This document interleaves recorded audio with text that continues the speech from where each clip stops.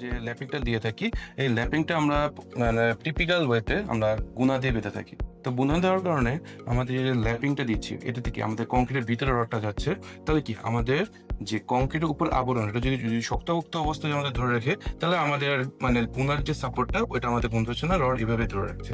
But পরবর্তীতে যদি আমরা মানে মেকানিক্যাল স্পাইসেস, যেটা আমরা স্পেশাল নাট হিসেবে এটাকে আমরা রিভার কাপলার হিসেবে বলছি, ফ্রিহোল্ড কনস্ট্রাকশন এটাকে স্ট্যান্ডার্ড কাপলার হিসেবে বলছে।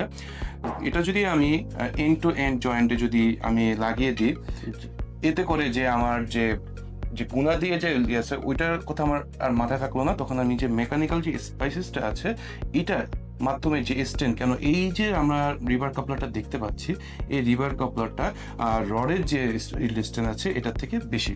তো বেশি থাকার কারণে এইটা যখন ভূমিকম্প হবে, যখন কংক্রিটে ক্র্যাক করবে, তখন আমার মানে কংক্রিটের উপর ডিপেন্ডেন্সি থাকতে হচ্ছে না। যখন ফেল করবে তখন আমি সাথে সাথে আমার যে রিভারের যে কানেকশনটা আছে এটা ছুটে যাবে না। এটার জন্য আমি কিছুক্ষণ টাইম দেবো, যেটা আমরা এই কাপলারের মাধ্যমে পেয়ে থাকি। এটা একটা বড় একটা সুবিধা। আরেকটা হলো আমাদের যে এক্সট্রা যে রড লাগছে, যে ল্যাপিং এর জন্য যে এক্সট্রা যে রড লাগছে, এই রডটা আর লাগছে না।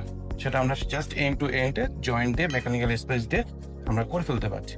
তো এতে করে আমি মনে করি যে আমাদের যে রিভার কাপলারের যে সুবিধাটা আছে এটা একটা বড় সুবিধা। আর এতে করে আমাদের কস্ট এফেক্টিভও হচ্ছে, আমার স্ট্রাকচারটা সেফটি ইনশিওর হচ্ছে। আচ্ছা ভাই, তার মানে আপনি বলতে চাচ্ছেন যে আমরা যখন দুইটা রড ল্যাপিং দিয়ে গুনা দিয়ে বাঁধি, তখন যখন কনক্রিটটা এটা ধরে রাখে, তখন আসলে গুনার কোনো কাজ নাই এখানে। না, ওনার কোনো কাজ কেন, ওনা এই স্ট্যান্ডটাকে খুব একটা খুব একটা ধরতে পারে, কারণ গুনা তো চিকন থাকে, এটা কোনো শক্তিশালী কিছু না। শক্তিশালী কিছু। তো যখন মানে ভূমিকম্প হবে, বিল্ডিংটা ক্র্যাক করবে, তখন তো এই রডটা ছুটে যাবে, তাই তো? কিন্তু যদি আমরা কাপলার দিয়ে দুইটা রড জোড়া দেই, তাহলে সেক্ষেত্রে ছুটে যাওয়ার কোনো সম্ভাবনাই নাই। সম্ভাবনা নেই। আচ্ছা, আরো একটা জিনিস হলো, আমরা কিভাবে বুঝবো যে এই ছোট একটা নাট, অর্থাৎ আমি যদি দেখাই,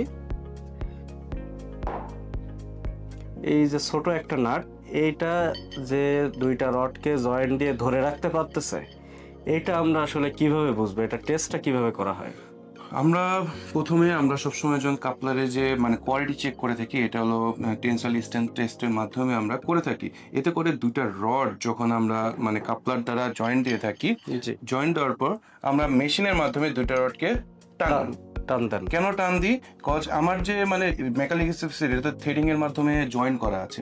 তো আমি যখন জিনিসটা টানবো, এটা কিভাবে ফেল করছে এটাও আমাকে বুঝতে হবে। তো টেনসাইল স্ট্রেংথ যখন আমি মানে টান দিচ্ছি রডকে, তখন জিনিসটা ছুটবে কোথা থেকে, মানে ফেল হবে কোথা থেকে। যদি আমার যে কাপলারটা আছে, কাপলারের যে জয়েন্টটা আছে, জয়েন্টের বেশ কাছাকাছি যদি ফেল হয়, তার মানে আমি বুঝে নেবো যে আমার কাপলারের কোয়ালিটি খুব একটা ভালো না। আর যদি আমার যদি ফেল হয় রডের থেকে, মানে আমার যে জয়েন্ট আছে জয়েন্টের থেকে অনেকখানি দূরে গিয়ে যদি ফেল করে, তখন আমরা বুঝতে পারবো যে আমাদের কাপলারের কোয়ালিটি ভালো। কেন বলছি? আমাদের যে মানে আমাদের যে রিভারটা ইউজ করছে, রিভারের থেকে আমাদের স্ট্রেংথটা কাপলার বেশি থাকতে হবে। তো বেশি যদি না থাকে, তাহলে তো কাপলার সবার আগে ফেল করবে। আর যদি বেশি যদি থাকে, তখন কাপলারটা ফেল করবে না, সেটা রড ফেল করবে, কারণ রড আগে ফেল করতে হবে।